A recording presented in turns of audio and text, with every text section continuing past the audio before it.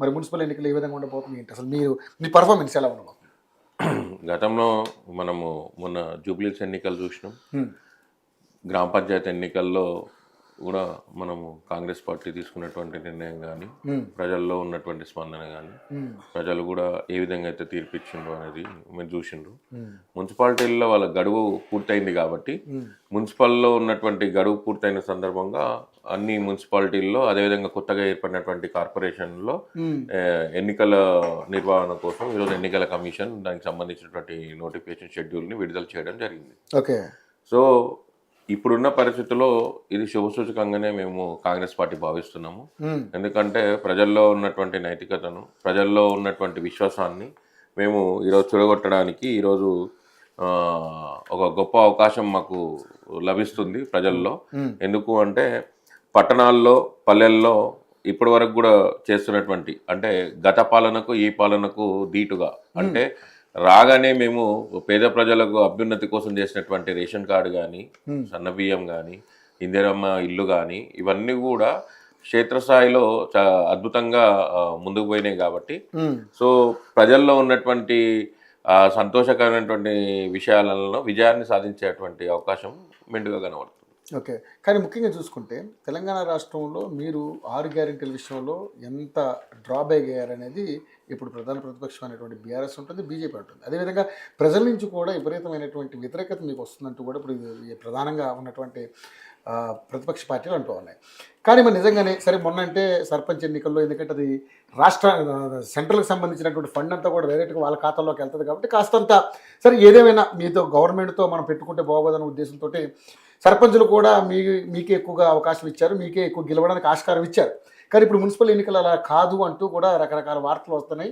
Municipal ఎన్నికల్లో తప్పకుండా మీకు చుక్కెదురయ్యే అవకాశం ఉన్నట్టు కూడా ఇప్పుడు ఉన్నటువంటి వాళ్ళందరూ కూడా మాట్లాడుతున్నారు. దీని మీద ఏం సమాధానం చెప్తారు? అంటే ఇప్పుడు అందరు చెప్పేది ఏముంటుందంటే, వీళ్ళందరూ కూడా ఓన్లీ సోషల్ మీడియా వేదికగా దీన్ని ఒక తప్పుడు ప్రచారాలు, ఇప్పుడు మనం చూస్తున్నాం కదా, డ్రామాలు, ఈ నాటకాలు ఇవి చేసి ఏదో ఒక వాళ్ళు పబ్బం గడుపుకోవడానికి కానీ చెప్పుకోనికి ఏం లేదు.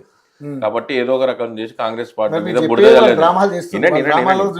మేమేమంటున్నాం, అదే ఇప్పుడు దానికి ఒక అర్థం ఉంటది, దేనికైనా ఒక అర్థం ఉంటుంది. నాటకాలు చేయడానికి ఇది నాటకాలు చేసేటువంటి వ్యవస్థ కాదు, ప్రజల్లో పోయి పనిచేసుకునేటువంటి వ్యవస్థ.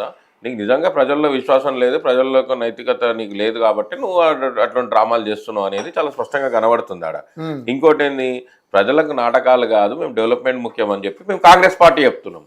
కాంగ్రెస్ పార్టీ చాలా చిత్తశుద్ధితోనే ఈరోజు ప్రజాపాలన అందిస్తుంది. గత 10 ఏళ్లలో ఏం జరిగింది, ఎట్లా జరిగింది, ఎంత నష్టపోయింది, ఏంది అనేది ప్రజలకు చాలా స్పష్టంగా తెలుసు.